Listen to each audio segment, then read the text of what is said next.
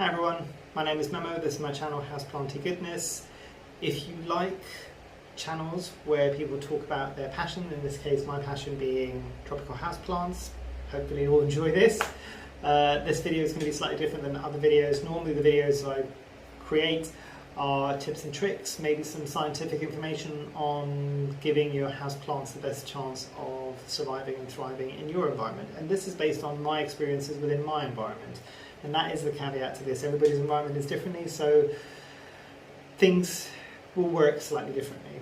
But we're slowly building a nice, good community, usually in the comments of some of these videos where people feel free to ask questions and have conversations amongst themselves. So yeah, hopefully you'll enjoy and join in as well. If you normally like these kind of videos, if you'd like to see more of this type of video, do drop a like down below. It does let me know that you enjoy this type of video, and I'll see if I can do a few more. If you like this kind of content overall, I will try to bring out a video every week about 2 or 3 times, so do consider subscribing as well. And yeah, let's dive into this a bit more. This is probably going to make a bit more sense for my kind of regular subscribers, because they can see that I'm in a new space. Welcome to what I have dubbed the hot house. Mainly because it's so hot and humid in here, but this is the conservatory. I've recently moved houses and I'm very fortunate to have got a property with a conservatory in it, which essentially has instantly become a plant room. Very much a bit of an urban jungle.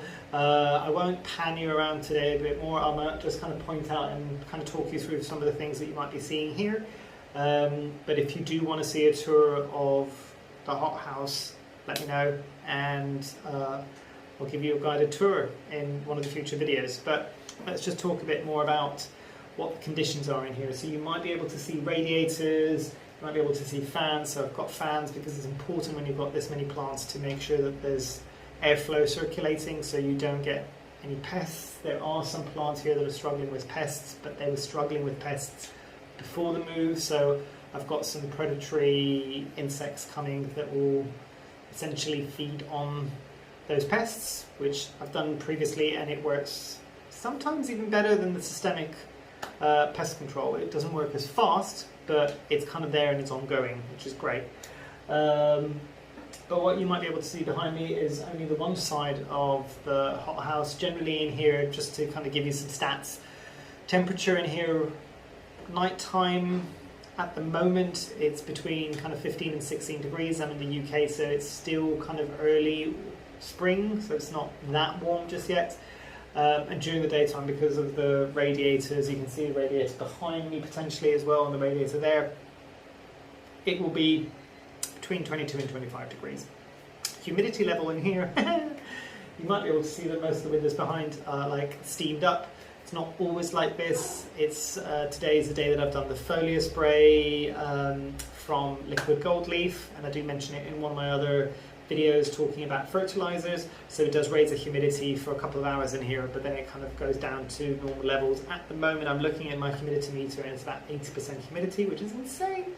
And it's about 22 degrees currently, so it's a bit hot. I really should have rethought what I was wearing, but you know. So what you might be able to see behind me, and I don't know how much of this you'll be able to see, but my Alba Monstera is right at the top there. I think in the 3 or 4 weeks that it's been here, it's already coming up to giving me a second new leaf, which is insane. That's also partially because of the foliar spray from Liquid Gold Leaf, I believe, as well. At least that's helping. There is my Anthurium metallicum right at the top. There was some damage to the leaf, but that was again from the previous property, not from the move necessarily. Then we've got the Philodendron brantianum, we've got a staghorn fern, we've got the Philodendron gigas up there. The Billietiae, or the Philodendron billeti. Billietiae, I think, is the correct way of pronouncing that. A hybrid Anthurium papillianium. I always get this a bit wrong. Slightly longer Anthurium. My 2 veitchii, the plug, and the other larger veitchii that I've got there of note. Obviously, we've got the trailing plants like the string of turtles, the variegated string of hearts. I've got, I don't know whether you're able to see at the very bottom, there is a subhastatum as well, which is the red-backed philodendron. Loads of calathea at the moment, some propagations there as well. You might be able to see, it's kind of lost its orange new leaf as probably one it's going to be getting soon. That's my Prince of Orange at the top. There's an Alocasia cuprea, the 2 spiral variegated gingers there as well. I think that is the Skindapsus trebii. You've got another substratum there. You've got the Esmeralda dense, which is by far one of my favourites in here. Unfortunately, this was the one plant that, for the first couple of days of being in here, the heating didn't work overnight time, so it got very cold. So there is some cold damage that you might be able to see on the leaves, which is a shame because this was a perfect specimen before. But it's just keep on trucking on. So hopefully that's going to do all right and it's not going to deteriorate anymore. But I am monitoring it just in case. Then we've got the other plant that got a bit of damage because of the cold, but it's bouncing back quite nicely, which is the Gloriosum at the very corner there, and it's kind of coming out of its pot right there, where you can see the new leaf coming in, so that's going to need repotting soon. The big Monstera that was kind of a bit more unloved in the previous property, but there is space for it here, and it's creating a bit more of a wall aspect here. You can see the horrendous purpley pinkish lights down at the bottom. That is a prop box with a heat mat underneath it, even though it's right next to the radiator. It wasn't getting warm enough, so I thought I'd give it a bit of a boost. Here we've got the Philodendron squamiferum, if I'm not mistaken. We've got the Cissus discolor, which is struggling the mostest, but it was struggling like that from the previous house, and it was mainly because it was in the bedroom and it wasn't getting enough humidity, even though it's getting really good light levels. I am pleased to say that it's slowly bouncing back now, which is great. I've got some Begonia sesmorii there at the bottom. There is a black cardinal philodendron, the pixie lime peperomia. I'm trying to remember which peperomia that is, or that is the pixie peperomia, but it's the lime variant. Then we've got one of my initial propagates from the Begonia amphioxus, which is growing like mad. There's a varicosum propagation at the top. There is the little gloriosum that was struggling from one of my previous videos is up there as well, and it's doing a lot better, I can say, in this location.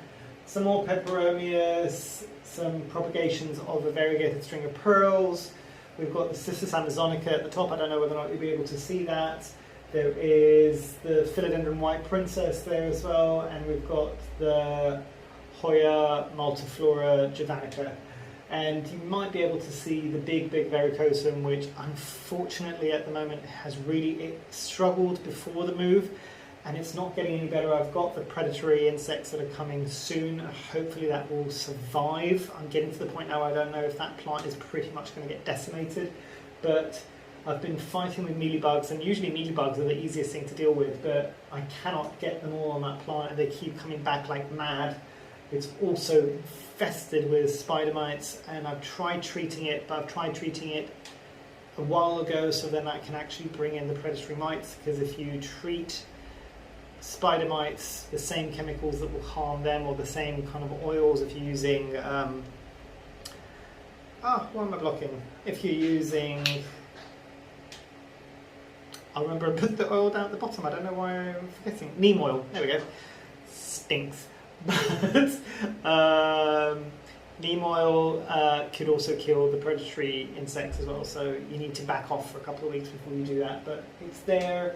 Hopefully it will survive. If not, I might see if I chop it further back, whether or not I'll be able to give it some respite from all the pests, I don't know. And I don't think you might be able to see the bigger plants on this side. If you can, there is also a ruby variegated Ficus elastica, and I don't think you probably can see that one. I don't think the camera can see that far out, but there is also a huge Ficus umbellata on the side, which is like 3 trees growing in here. But yeah, that's a very quick tour. I can give you a bit more of an in-depth tour. If you're interested, drop it in the comments down below. Hopefully you've enjoyed. Apologies for the absence for so long. This is why it's taken a while to get established in a new house, get all of this set up in the way that I'm comfortable with, and making sure that some of these plants that were struggling due to the move are doing better now as well. So yeah, hope you've enjoyed. I hope you have a great rest of your day, and yeah, hopefully I shall see you here soon. Thanks. Bye.